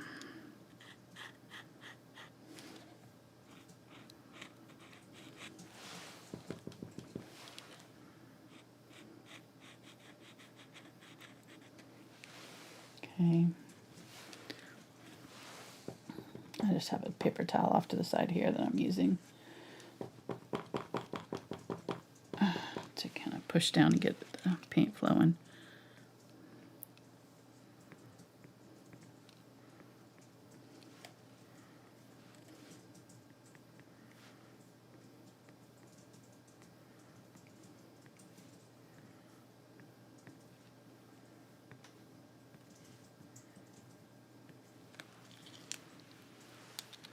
All right, so one down. I think that'll be it. I think that's good. Just all the little randoms, just a little touch of gold here and there. kind of help tie it all together. Very fun. And again, we can add some, I don't know what I was going to say there. Got distracted. Woo. My pen not working.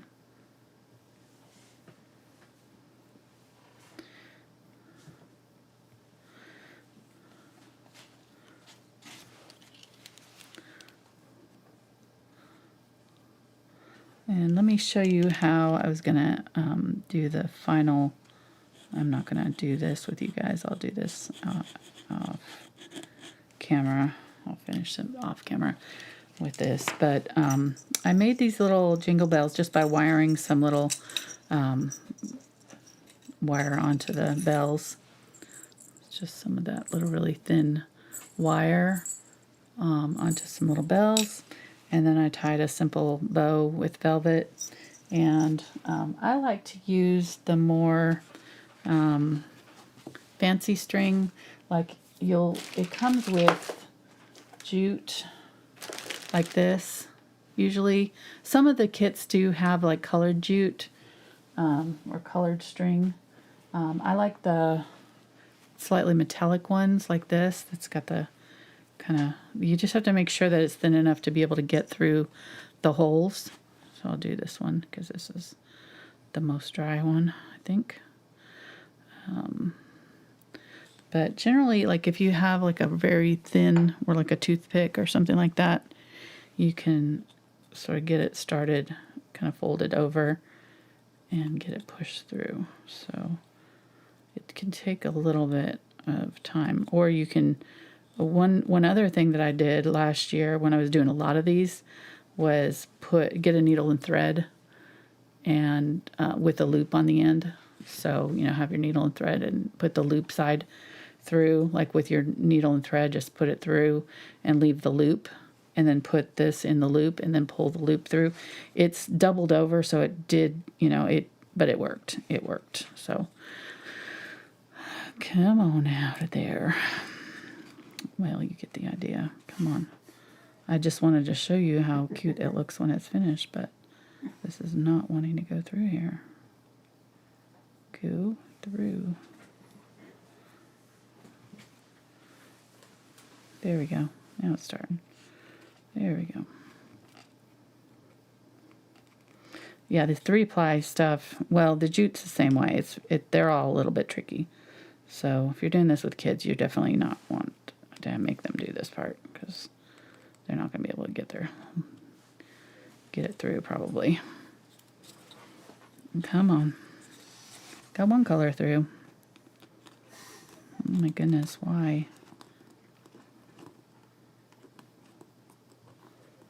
Here we go.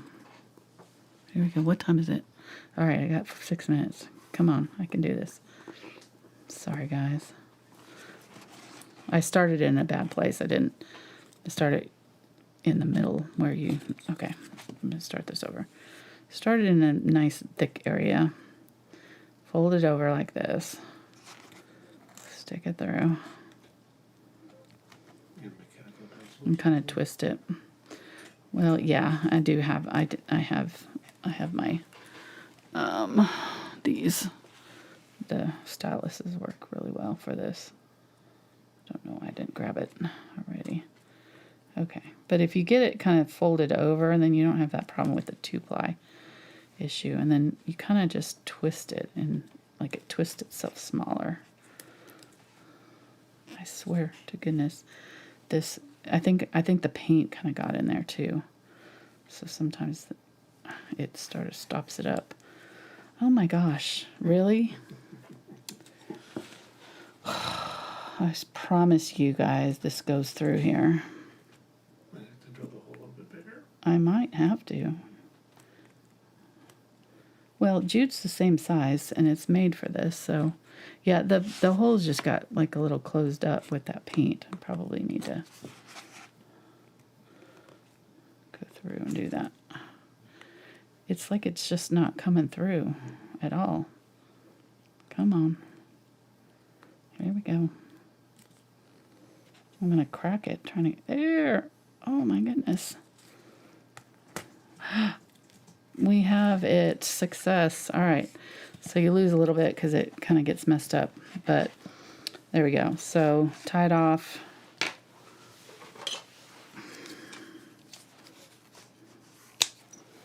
I just tie mine in an, if you tie it in a knot like this at the end, then trim that off. Then it's never going to untie on you. Any other way, it'll kind of come loose eventually. So this way, it just never comes loose. You kind of keep them together when you tie them. That's way too long, but you get the idea. And then you can take your little wired ribbon and attach it to your string. And then cut that off. So then you have a cute little ornament. You could put whatever you wanted on there. And I'd probably hot glue that in place. Cut the wire off short and just hot glue that bow down so that ribbon didn't, come through or go anywhere. Make sure if you're using a ribbon that frays that you use a little bit of like a flame and melt the corners of the ribbon to keep it from fraying anymore. I'll just use a little thing like this and singe the edges. That's it. All right. Whew. That was painful. That end little bit. My goodness. But yeah, that's cute with the little bell there. I don't know. Or alternatively, you could just use ribbon if you're not good with bows. You could just use, any kind of ribbon that you wanted to. I think this green would be pretty. And just tie it like this. And just have kind of like one or two different colors and different, I have a little tassel. Ooh. I don't think I can get it. But, I'd probably do, 3 or 4 different kinds of ribbon this way and just have them kind of all dangling down here. So that's another option if you don't want to tie it. And you could still do the jingle bells on there. But, all right, that's it. Thank you guys so much. Hope you try this. If you do this on cards, I think you would do it the same way. You could maybe do like more of an oval shape or, because like that rectangle card, I would probably do them this way and do my bird here and then maybe put some words up here with pen or something like that. But still do my greenery and everything the same way, on a rectangle. You just might have to, or even just do it in an oval shape like this in the middle and just maybe make your greenery go all the way around it like a wreath or something and put the bird in the middle or something like that. So that would be my suggestion. What? We have a question that's not related to this video, so I wanted you to finish that before I asked. I got some ambulance or something. Yeah. On the road. I hope nobody's hurt. Okay, the question is that they're painting water and they want to make it shiny looking. So is there a type of glaze or something like that they should add to their paint or technique? A shine on the water? Yeah. Like an actual metallic shine kind of thing? No, I think just to make it look wet. Well, I did that tutorial how to paint water a few weeks ago. Okay. Like last month or maybe the month before. So I would start there and then, because that's kind of the basics of painting with water. But mainly you just want to have just a few white, very bright white dots and like little lines in there. Save the white parts for the sparkle. And then, that's, I think people tend to overdo with the highlights on water and then you lose the effect of the sparkle. So And here now I have to paint around this one. Sorry. With the gold. I'm going to get it on my ribbon. That's all right. It's okay, I'll screw that in there. Yeah, yeah. So there's a whole tutorial just about how to paint with water. It's not necessarily how to paint sparkles on water, but you'll get the idea. And you can also go to my website and search for tutorial that has a photo of the painting that has sparkly water, that's closer to what you're looking for. And it hopefully will help. Okay. Yeah. Thank you. Yeah, I just posted that link there. So. Okay, perfect. Hopefully that'll help. Yeah. Thankfully, I just did that video on it, so that made it easy. So I've been doing those kind of how to blend, how to, do different things in that series every now and then. So I hope you guys have been liking that. I hope you enjoyed this one. Let me know if you paint along and do this one. You can share it with me I have links down in the description. I love to see your projects. We share them in my newsletter every week. We have a section at the bottom called the Thankful Palette that, or the Thankful Easel, sorry. And that's where we share kind of projects from people that have shared with us on social media and things they've painted along. So it's always really fun to see that. And there we have it. All right. Thank you guys. Hope you have a wonderful Thanksgiving. We will be back next week. So I guess we have one more week before Thanksgiving to say that. So Yeah, we're going to do the vintage ornaments. What? Vintage bell ornaments. Oh, yeah. Yes. They won't be as fancy as the ones in the picture for sure. Because those were a challenge video. So they took, Okay, right, like an hour each. Yep. So we're going to simplify that, but it'll be fun. So we'll do as much as we can in the 2 hours that we have. So, all right. Thank you guys.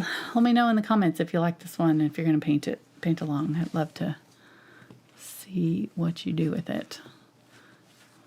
I still think I don't love that part of him. I think these ones worked better. Like the less is more. I might have even just did them on the heads of all of them. Not did the hat, but did the wreaths on the heads of all of them. Would be kind of cute. Although I kind of didn't. Well, he's a guy. I didn't want to get too fancy. I know.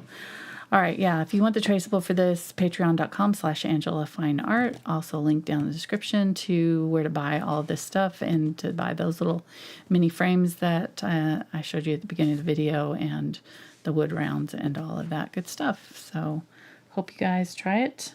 And that's it. All right, we'll see you guys. What? Nope. Give it a thumbs up, like, subscribe, and we'll see you next time. Thanks for watching. Bye.